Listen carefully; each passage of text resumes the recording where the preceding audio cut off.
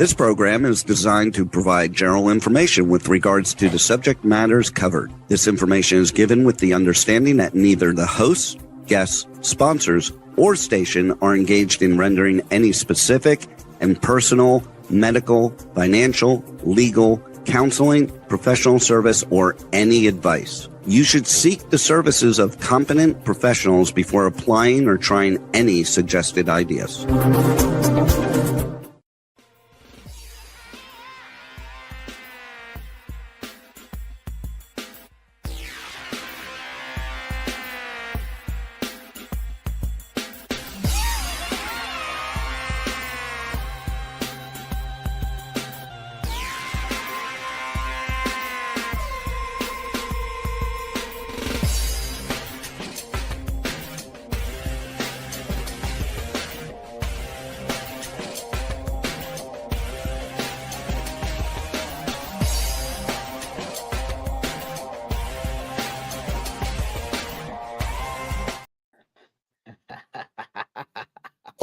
I'm laughing to myself because it's Tuesday for one, and I'm in another place as usual.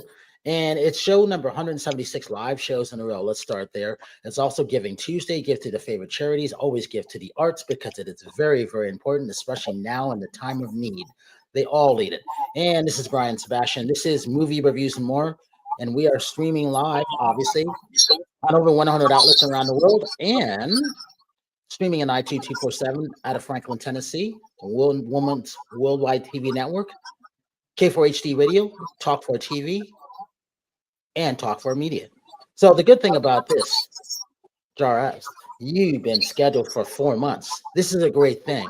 I love your take on, Parliament. I love that one. I thought that was great 4 weeks ago. I think we're going to play a little clip of that later. And then we have Carol. Tell them who you are, what's going on.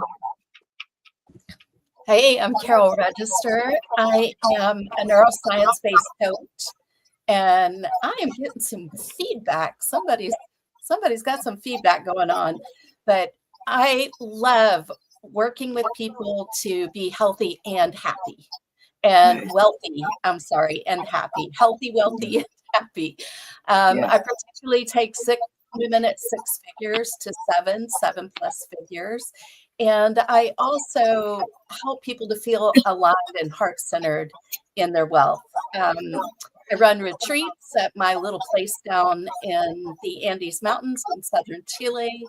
And I also co-host the Unleashed and Unstoppable podcast as well.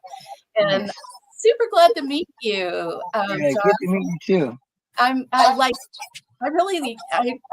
enjoyed Future Boy. That's the thing. Oh, nice. Yeah, I really like the video. Did Holly happen to mention to you that I had cancer before? I didn't know if you know that journey that I've been through with the. No, I didn't know that. Yeah, so I had stage 4 cancer 3 years ago, actually. Wow. Yeah. So tell us about that. Pretty crazy. So, for all of 2022 and a lot of 2023 was a lot of hard recovery. I was fortunate to not get any permanent side effects, but I got every temporary side effect you could think of. So it was a pretty hard journey, but I made it through. I'm actually cured because it's the type of cancer that was curable. Wow. So it's I look at things a lot different now. So it's kind of cool that you do that. Wow, that is that one. Yeah. I would do that, but it'd be half because I'm holding the phone with the other hand. That's okay. Derek, a half heart. Yeah, I love that. Mm-hmm. For the people who are listening around the world, let them know who you are, what's the name of the band, and where you're coming from. The name of the band is SlapBak. I'm Jara Harris. I'm the founder and singer, bass player. I do all the other instruments in the studio, but live, that's my position. And I'm from Orange County, California. Hey, that's a good thing. Howard, do we have sound on you? Yeah, I can hear you. All right, tell them who you are, where you coming from. Go ahead. Now I can't. Howard, tell them who you are, where you coming from. Okay. I'm Howard Wiggins. I'm one of the world's top 35 leading interior designers. Next week, I'll be shooting a video with Paul Smith on the Blues Peddlers, and we'll have that coming up later. I've got a lot of things going on right now, so if you'll just follow me, you can see what's happening. But a lot of things are going to be changing within the next month or so. Oh, nice.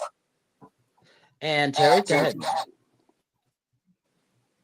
I was on mute because I thought it might have been my feedback was me. Hi, I'm Terry, and been with Brian for over 14 years. I'm here in Westlake, California. Nice to meet you guys. Nice to meet you too. Very cool. Very cool. Hey, talk about when you started this band, because Randy Jackson is still your manager, right? Yes, he is, and that's a story in itself, because we go back when I was first starting out. I started SlapBak back in 1990 when I was just a little runt, and I was playing with Michael Jackson's brother, Randy Jackson, which is different from the Randy Jackson from American Idol, who is who manages SlapBak now. But I was with Randy Jackson, his band. He had a band called Randy and the Gypsies, and so after that I decided to do my own band, and we ended up getting picked up by Warner Brothers. So as we were like in the negotiating mode, that's when Randy came to the table. He was with Columbia at the time, and so he was interested in signing the band. He was the only other person that was interested in signing the band. So I think we had submitted to like 26 different record companies, and they all said we like it, but we're not looking for that right now. So they all passed. Warner Brothers just happened to be at a show to see the other band, and we were playing after them. That's how we got discovered by Warner Brothers. But then Randy came to the table, but we ended up going with Warner Brothers. But Randy and I go way back, 1990, 91. And, we lost touch after that. I ran into him again when I was playing with Jordan Sparks. I was her musical director and bass player. And we had that song with she had that song with Chris Brown, and we did American Idol, and Randy was the judge, and he yelled across the audience, "Yeah, man, how you doing? What you been? Oh, you ain't doing this whole Randy thing," and I'm like,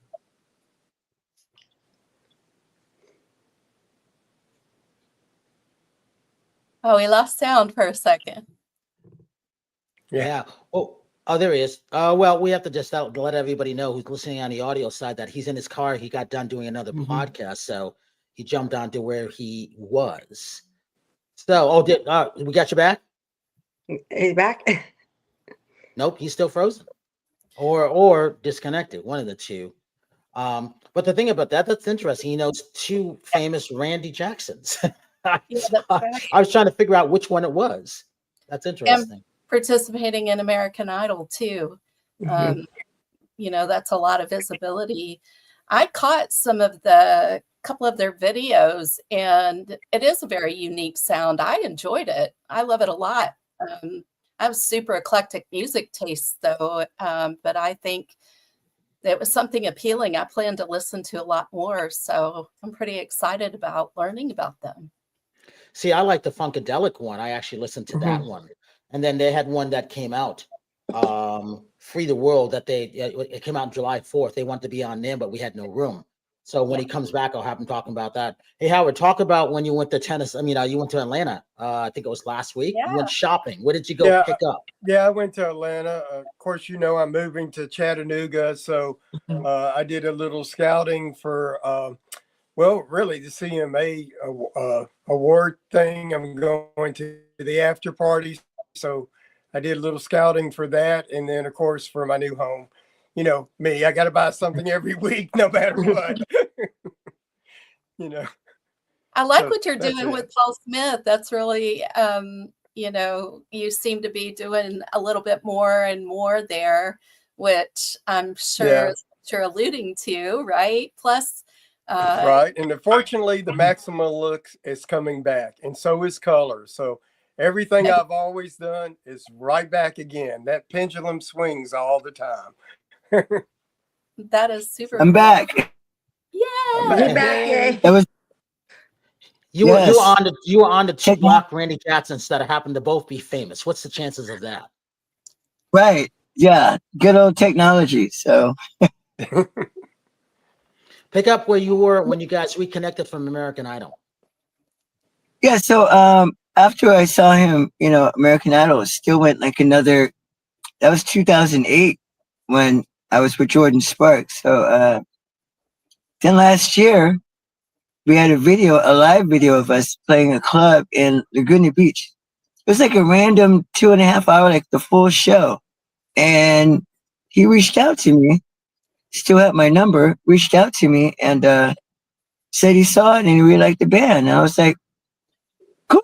I didn't really know what that meant, you know, because I didn't really see us being the type band that Randy would work with. But he called me a couple other times. We kind of just talked randomly for like 2 weeks. And then he said, you know, let's get together. I have some ideas for the band, and that's where it started. But it was really random, you know, because that's like 30 years later, we finally started working together. Yeah.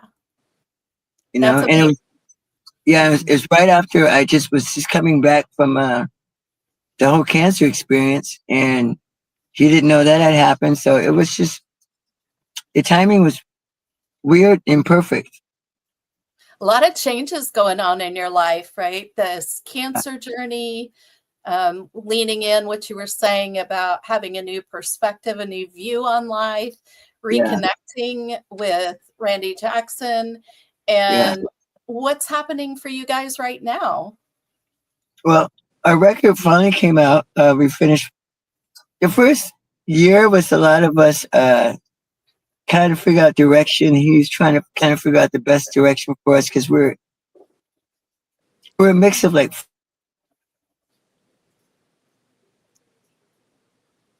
Cut out again. Yep, he cut out We'll get again. back.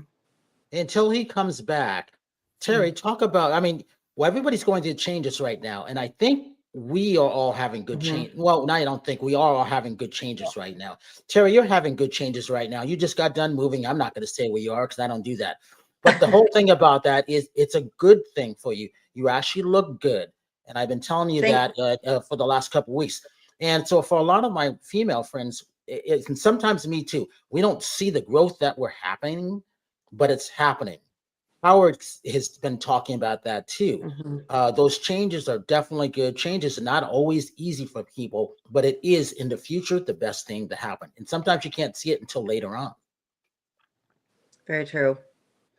So, what did you want me? Yeah, I mean, I've just been moving for the last 2 weeks, and it's been very, very, very stressful. I think that's one of the most stressful things in life. I'm almost there. I'm now going through, unpacking and figuring out where I want to decorate stuff. So, and I have a lot of antiques, which I think Howard would appreciate. Someday I'll have to once I get everything fixed and all my artwork and everything up, I'll have to kind of I remember like in MTV Cribs cut time of thing to show all the neat stuff that I have. So it's a lot of fun like doing that, but it's been a lot of work, and I'm exhausted. And I had to take off like 2 weeks of work, 2 weeks to to move. That's how much stuff I have. So and tomorrow I need to get back to my social media and to work and to living my life back to where it should be. So as as Brian knows, I had a challenging last 2 years, but I think it was 2 years of growth. So hopefully I can help somebody else with all the crazy experiences I've had the last 2 years, like losing my mom and then, having issues with family and all that. Cause I've learned, I've also learned, we all go through these trials um, as humans in different ways, but we kind of all experience loss and pain and betrayal. And it's, it needs to be talked about, because if you don't talk about it, I think it eats you up. Hopefully I can help somebody else that's gone through what I've gone through last 2 years, if that makes sense. So I'm kind of looking forward to this new chapter in my life. And I think it's going to be exciting. Man, that's so cool, Terry, because you bring up something that's really important. Moving is a huge trauma, and not only moving, but you went through grief. And when I had my move to Chile, it was I had experienced all of the top 5 on the stressor scale, the top 5 stressors in the world. And you've been through that, and now you're being able to turn that around and start to heal and share that with helping other people. I mean, that's really exciting. Yeah. And then people don't realize, for example, my mom passed away, so I had to sell my childhood home because it just didn't make any sense for me to keep it. It just was too big.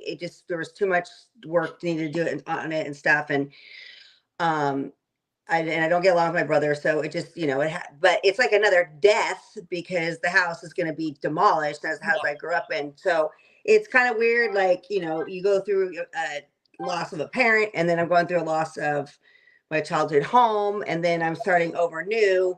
But I took a lot of stuff that I inherited from my parents and made it my own in my own house. So I feel like I have a part of them with me. So it's kind of a spiritual connection too. But it's I think it's really important that, that I remember, and for a lot of people to remember where you come from and where your ancestry comes from, and to channel that into good things, if that makes sense. And that's what I'm trying to do now. But Howard, go Terry, ahead. now you get to create the life that you want. It's Yeah. your life now. Yes. You've got control over it. You make it what you want it to be. It's a new Yeah. start. Yeah. So, and as I said, I mean, I think, Howard, you really kind of appreciate some of this stuff that I have inherited, because my parents went all over Europe back in the 90s and collected stuff from Germany, from France, from London. And I have all these really neat items and antiques in my house that, just brings up the character in here, that I can just look, because I'm like you, Howard. I like to appreciate art, and I like to appreciate those nice things. I mean, I've had people comment that, maybe I have too much of this stuff, but I like to have a lot of pretty things around me. So I'm fine with it. You know what I mean? Well, Howard's a perfect example of having all kinds of stuff and what he did with his stacked and layered, right, Howard? Yeah. Stacked and layered. And maximalist is what's coming in. If you look at all the books, it's color, it's layered, it's eclectic, it's what makes you happy. Whatever makes you happy is what you want. Forget whatever the trends are. If you're happy, that's the main thing that counts. So surround yourself with things you love. With things that make you happy. So Jara, we got you back. Yeah. Right. I tried moving to a different area. I don't know why. I kept getting kicked off. So sorry about that. What else? Technology happens, So you were right there telling us about the band's style and how that's evolved. Yeah, it's because I grew up in Orange County. That's why. So it's got that mix of kind of like rock, kind of grungy a little bit, but it's still funk. Funk is like the base of it, but it crosses over a lot. Like we play a lot of beach cities. Those type of audience really love it. So people that love like Sublime love it, and then there's like the hardcore funketeers that love it too. So it's a very strange mix, but it works, Wow. That's really so I think that's where it gets exciting to listen to a band, when you've got this unique blend of styles that make it your own sound. And I really liked the video for Future Boyd. I enjoyed that, where you guys were all coming together, singing around the table. It was really clear that you were the front man, and it was just a lot of fun to watch that. Oh, Yeah, froze again. yeah. Hey, Howard knows all about that, don't you, Howard? You know it. It wouldn't be the podcast without it happening. Hey, Howard, talk about what's to the right of you. That looks beautiful. What is that? This piece, Yeah, it's a apothecary chest. It held spices, and it's written in Chinese. So Wow. there's 120 drawers in this. My wife has jewelry in every one, but if you open up any drawer, you can smell the spice that was stored in there. And it's Chinese. That's I neat. think it's from the early 1800s or late 1700s. So. Oh, That's that's pretty so cool. cool. Yeah. And Terry, you haven't sent me any of your art. I still don't know what your art looks like. Okay, after this, I'll send you some stuff. The last 2 years, Howard, I'm sorry, it's just been such a journey that I'll send you some stuff tonight. I promise. Okay, appreciate that. It's more kind of cartoonish kind of stuff, but it's I think well, you can tell me what you think. Yeah, Well, I think that's art's practicing art's so important, right? I used to do that. Mine's all packed up in a chest in Chile right now, but I used to do pastels, oil pastels a lot. Because when my kids were born and they were little, I didn't have to get out the turpentine and all the things or the water or, I could just pull out my pastels and go to it. And that was a lot of fun. It brings back a lot of memories. So it's very therapeutic. I think it's what the word I'm trying to think of. I have to find it. I did a lot of digital art, and I'm not really sure how to market it because it's digital, but I guess you could just print it off. I'm not really sure. I mean, it's all like my signature and stuff, but it's just been done on an iPad, which it kind of makes it kind of neat because it's different, Howard, I've seen some of her art. Her art is good. She like hides it. Oh, I did that when I was 14, or I did that when I was a little girl. What she did was pretty good. I mean, she's not you're talking about the stuff appreciating you it found right at my now. house that I did when I was We found all 12. kinds of stuff at your house. I'm surprised we didn't have, somebody buried. Well, you got animals buried in the back, so yeah. Yeah. Well, Yeah. that's kind of crazy because every pet that we had was buried in our backyard. Exactly. So there's like a pet cemetery back there. So anyway, I don't know. Howard, I think you would appreciate some of the stuff that she had in her house. She had so much stuff in the house that after a while, she knew she couldn't take it all. But the people that came to her house were really, really did appreciate the stuff that she had because she told the story of that. And that's important for them. Yeah. Sounds like you've got like you had your own little museum going on there. My parents did. As I said, because they were all over like London and Europe, and they just had so many neat things. And then my dad worked for Disney, so there was a ton of Disney stuff there. And I have all the real neat stuff. I have. But you can't take everything. So, and then some of this stuff, unfortunately, I'm gonna have to leave in houses because there just is so much stuff. So it's but that's what happens. So.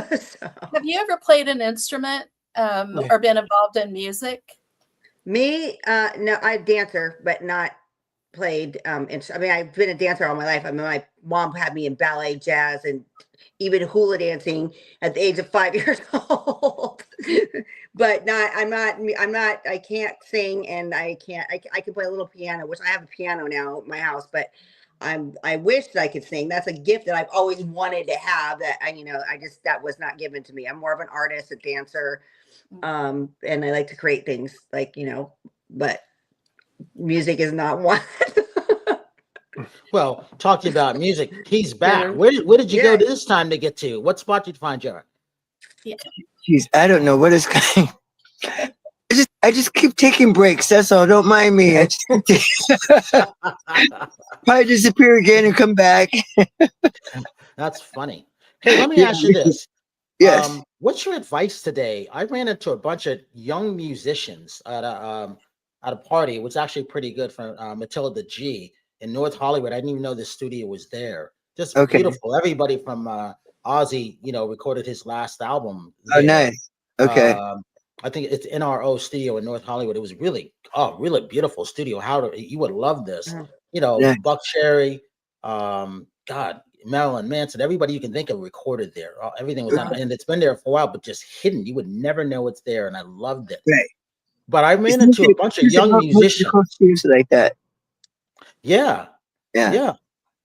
But I ran into a bunch of young musicians, and everybody's still eager, and it was interesting to see that they had moved there. They've been in LA for 3 years, or some of them just keep coming in. What's your advice to them for someone who's known, legends like people that we all grew up with listening?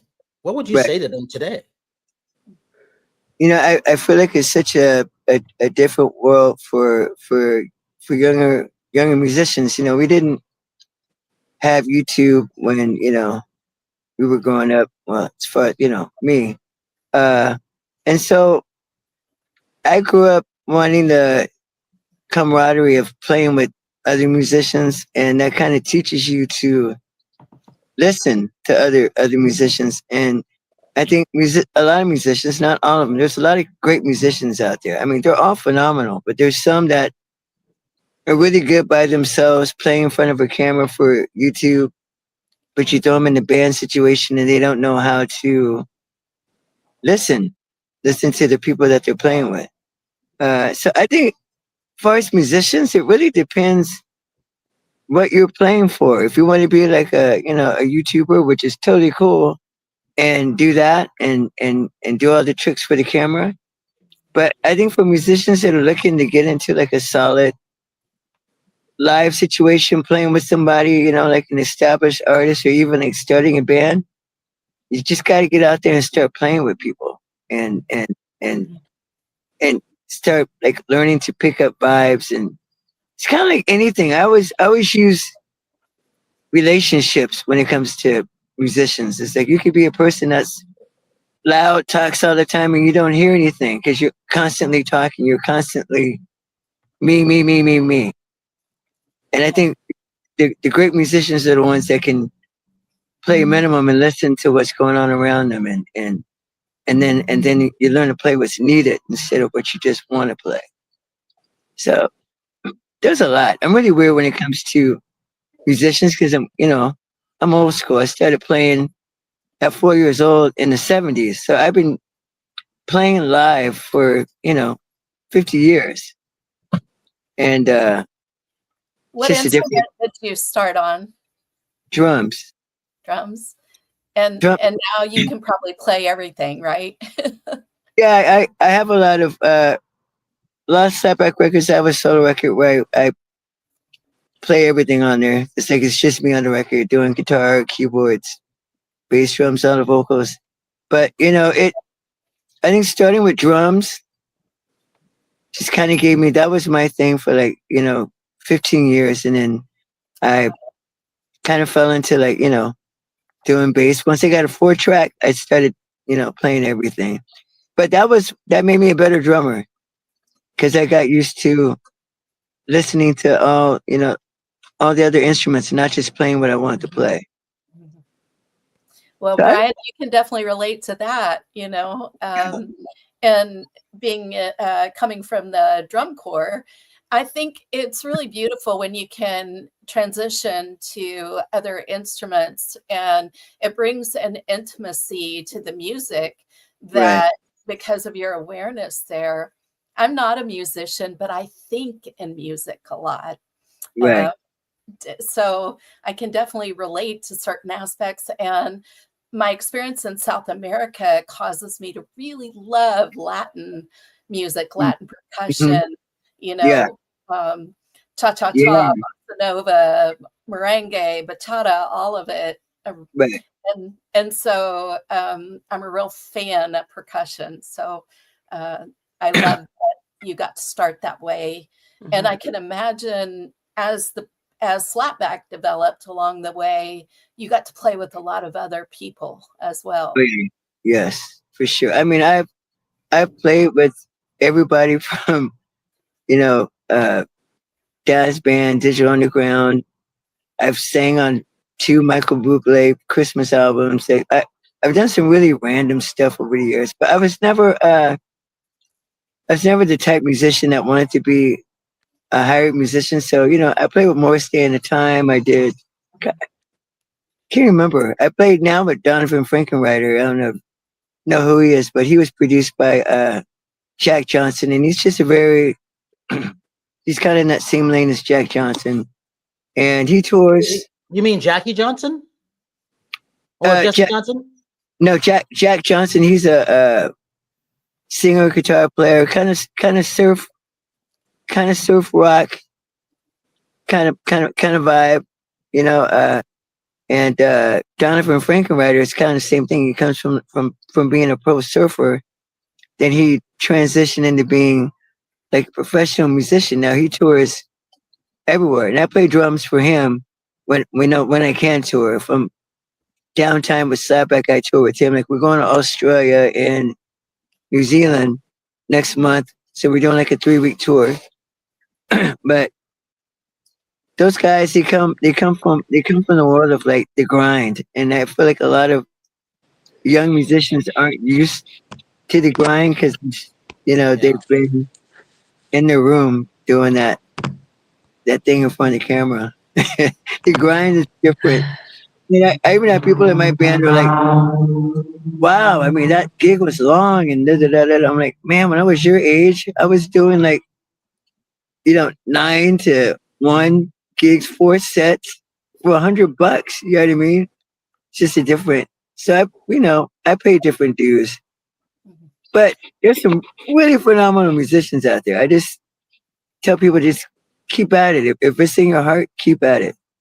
And you never know when it's your time, Talk about I like to think, how did you get on the, you said American Idol, right?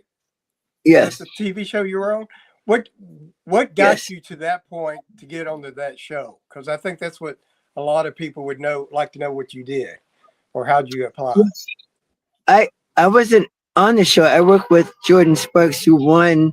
She was a winner of 2007. Yeah. So I was her musical director, and so we did a lot of American Idol shows, performing on them. So we did Australian Idol, we did the one in Europe, we did all of them. Now I know who you are. I always knew your name, but I couldn't put the face to your name until you just said Jordan. Boy, she was phenomenal. You did a great job with her behind the scenes. Oh, Jordan Sparks thank you. She was great. And I didn't produce any of her stuff, but I was her musical director for her when she had, the big hits like Tattoo and No Air with Chris Brown.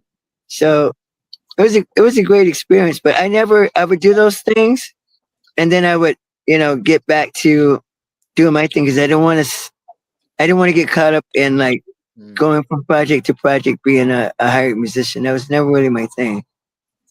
But I got called to do her, and I'm like, when I got the call, I'm like, who's that? They're like, American Idol. I'm like, I don't watch American Idol. What's funny about that is I watched the first season only because I had to interview, Randy and Paula. Paula was always a friend going back to 1987 when we broke it for, on Power 106.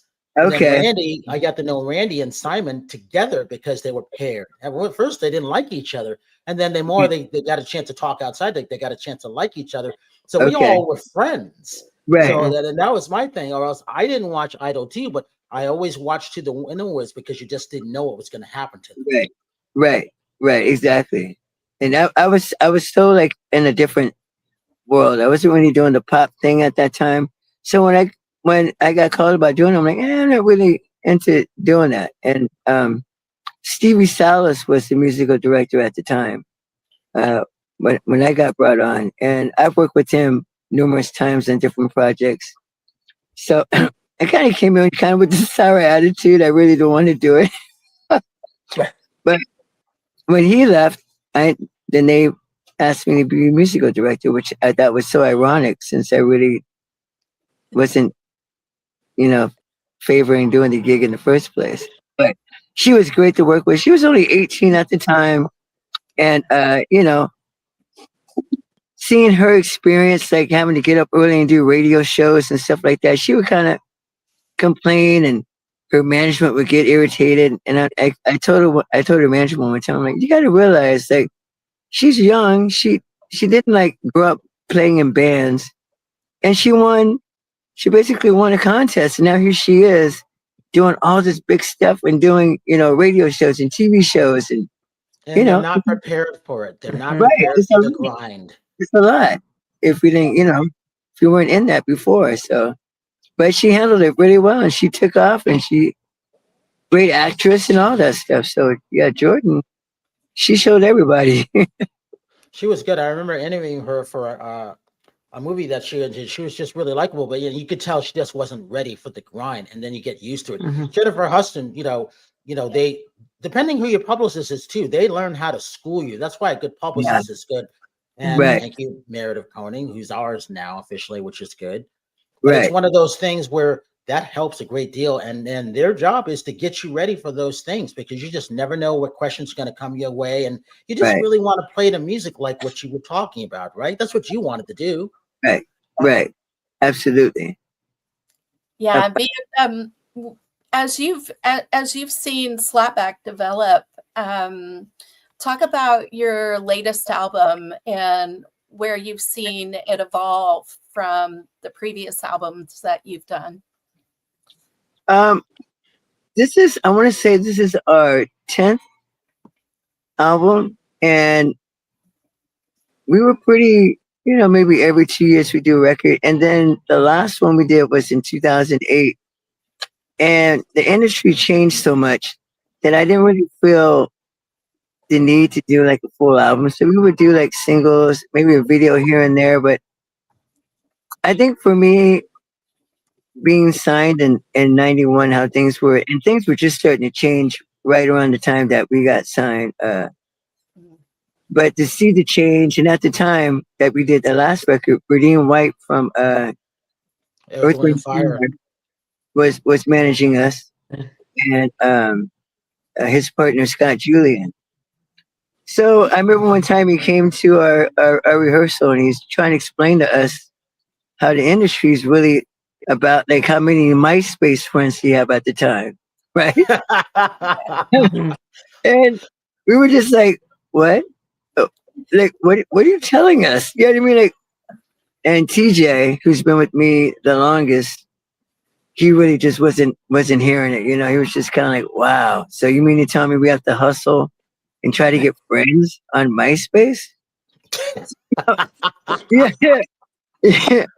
So, for us. Jared, hold that. Let's listen to this. Okay.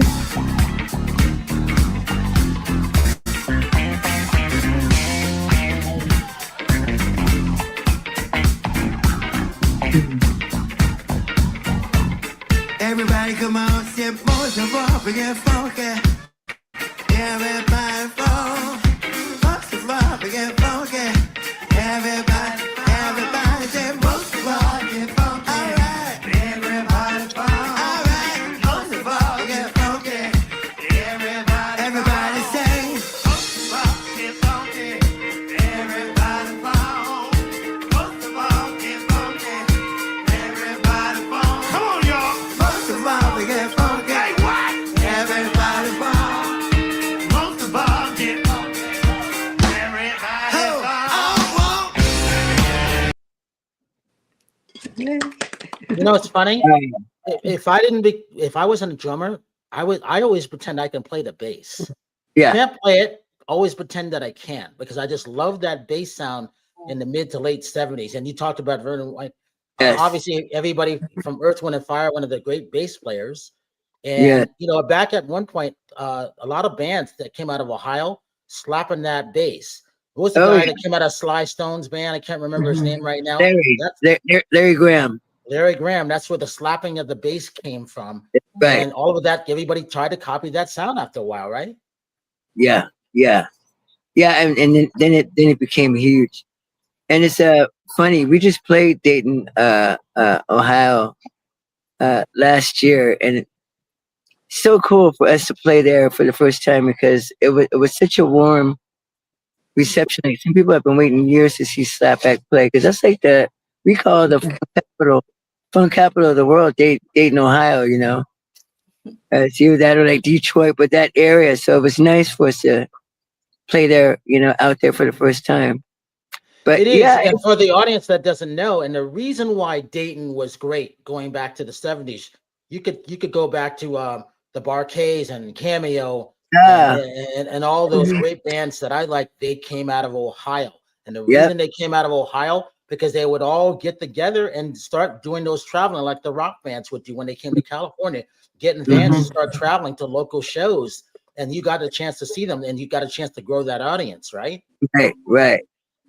Yeah, I wish I was around back in those days. You know, I caught the second wave. A lot of those bands I didn't see till the '90s when I was like, you know, in my 20s. But you know, when they were hot, when I was like, you know, a kid, I didn't get to see them. But the second wave was still pretty good. Like I saw Zap. I remember first time I saw Zap, I was like, wow, Bootsy. Like I caught up. I caught up the best I could in the '90s. But yeah, I appreciate, you know, how you see where we come from. Like we like to associate more with the older, like, you know, the older bands, because that's kind of what touches us more, because they were doing it in the way that we like to do it. We don't use auto tune. We don't do any of the stuff that, you know, a lot of people do now. If they have a bunch of dancers and they have a lot of stuff on track so they can dance. Like if we dance, we have to still sing, just like Morris Day and the Time would do, or Cameo would do. And that's we kind of like put our standards up, try to put our standards up with those guys.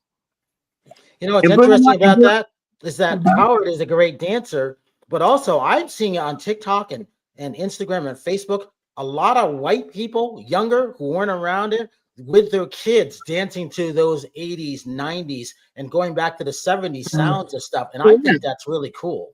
Oh yeah, and killing it. And killing it. You're like thinking, I mean, they got the kids singing with them, and the moms and dads are like, I used to dance to this stuff. And the kids are like, what is wrong with my father and my mother?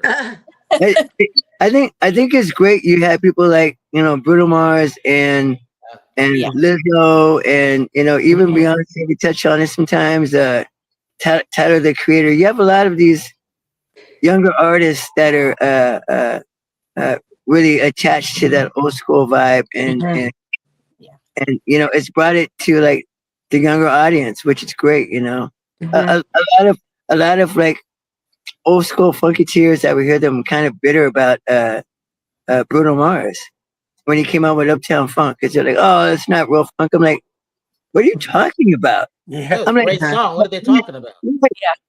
I'm like, if anything, how wonderful that he did that and even put funk in the title. I mean, he pretty much made funk mainstream again just by that song, him and Mark Ronson. Yeah. But, you know, people just get like that. They're like, oh, man, you have a bunch of songs like that. I'm like, that's not the point. It doesn't matter. It's some people don't understand how it works, so they get caught up kind of like on the wrong side of things. That's not the point. The point is that Bruno Mars was big enough to do it, and some people that are that big still won't take that chance. But he took the chance and did it, and you have to give him credit for that. Look where Bruno is now. I mean, Bruno was great. I mean, I couldn't be happy for you. When you can play at the Apollo and just knock it out like that, that says something. But he's got a huge white audience, and I think that's great. Yeah. Oh, yeah, for sure. He's Howard saying, I'm one of them. That's not mine. But you know what? SlapBak has always been mixed. It's always been like, when we got signed to Warner Brothers, it was mostly, I think it was 5 white people and 3 black people, which was just me and my 2 sisters. But since we grew up in Mission Viejo, I had to take musicians and train them how to play funk. But I had a funky band, and was, you know, it's mostly white people. And so when we got signed to Warner Brothers, Benny Medina was there at the time, and he was concentrating more on Fresh Prince of Bel-Air. And we did a showcase for him. And I'll be honest, it wasn't the greatest. He passed on it. But we also did a showcase for Michael Austin, who was also a VP at Warner Bros. At the time. And he loved it. So we basically got signed to the white department at Warner Brothers. So we were under like the department that had Black Crows, Faith No More, Red Hot Chili Peppers. Then there was SlapBak, which live, that was kind of how we came across. We came across like a fishbone kind of our show was very Well, and like even in Living Color, you Right. qualified like them. So our show is very much like that, but our music was very P-Funk, was more P-Funk. So they didn't really know what to do with it. And when the record came out, the first record, George Clinton ended up being on it, Bootsy Collins, Larry Blackman from Cameo. So we had all these, funk legends on our first record, and urban radio started playing it. So they were scratching their head like, this is going more urban, but we were under the, the alternative department. And that's when I first really experienced politics, because Benny really didn't want to help at the time because he passed on it. It would make him look bad if this band that he passed on, that's in the white department, ended up taking off in the urban department. You know what I mean? It was all that kind of stuff that was happening. So I've always SlapBak has always dealt with the race thing, because we've always been, multiracial. Always. That's always been our vibe. And that's why we would get compared to Sly and the Family Stone, because we're such a mix of like funk, rock, black and white, boys and girls. Like, it's kind of every old and young. Our band is from 26 to 56 is the ages in the band. Yeah. So we've always had that kind of vibe. But I was telling the band, I go, back when we came out, it was like a big deal. Like Eminem was a big deal. It was a big deal if you could see a white person dance and they look black when they dance. Now it's like you go on TikTok or Instagram, every white person can dance. Like everybody can dance now. It's not a thing anymore. You know why? Because they listen to the great music that was played back then. That's why. Yeah. You can, and what I love, you see them dancing with their kids. I love that. Right. I just saw a clip of Average White Band on Soul Train, and I'm like, those guys were like aliens back then, because they were so funky. And at that time, you didn't see any white band playing like and feeling it legit like how Average White Band did. Like, I watch it now and I'm like, are you kidding me? These guys are crazy. So good. It's got to be fun to look back and watch that, again. And I think it's really interesting what you said about the black and white mix, the ages, and when did your sisters start to play a role in the band? When did they come along with you? That was in the very beginning. So for the first 10 years, it was my sisters, and they kind of created that whole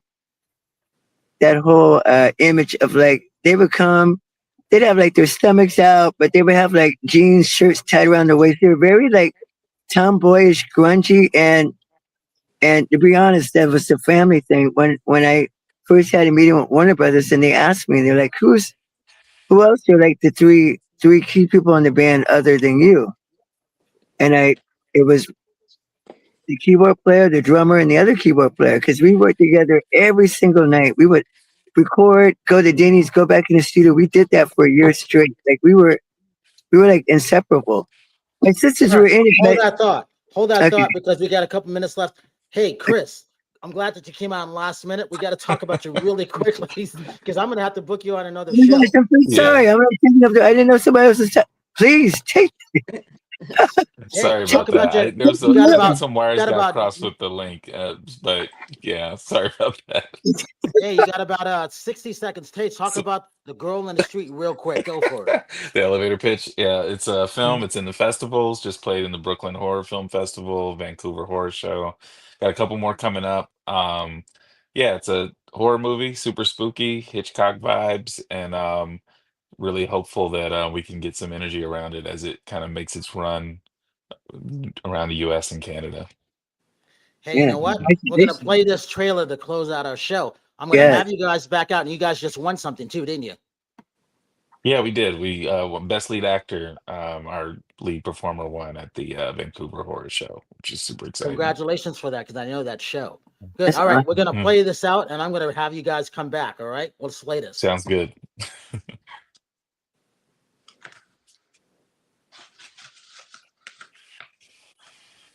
Rebel's getting it set.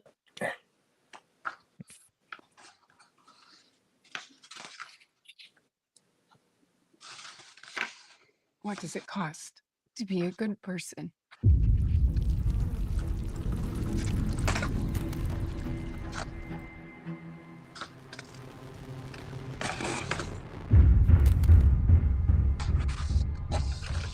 There's a girl out there.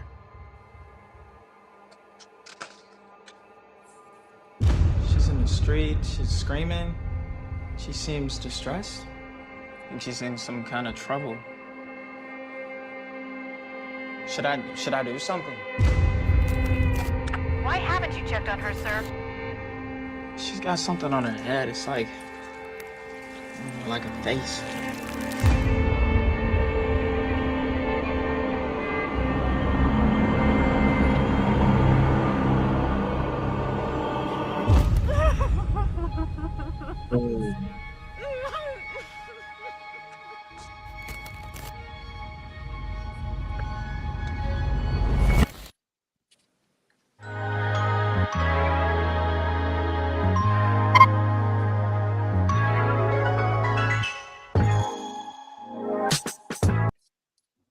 Hey, so I was there when Chris started Film Threat, so that was a good thing. Hey, and we're out of time. Yes. So you know what, Chris, I'm going to have you back. I will find a schedule for maybe next week. We'll talk Sounds about good. that. Hey, Jara, good seeing you. And I now I recognize your name because you did a great job with Jordan Sparks, Terry, Howard, and Carol. And I always say this: have a good night tonight, a better day tomorrow. You see someone without a smile, please give them one of yours. I'm Brian Sebastian. This is Movie Reviews and More. See the girl in the street and listen to SlapBak. We'll see you next week. Bye.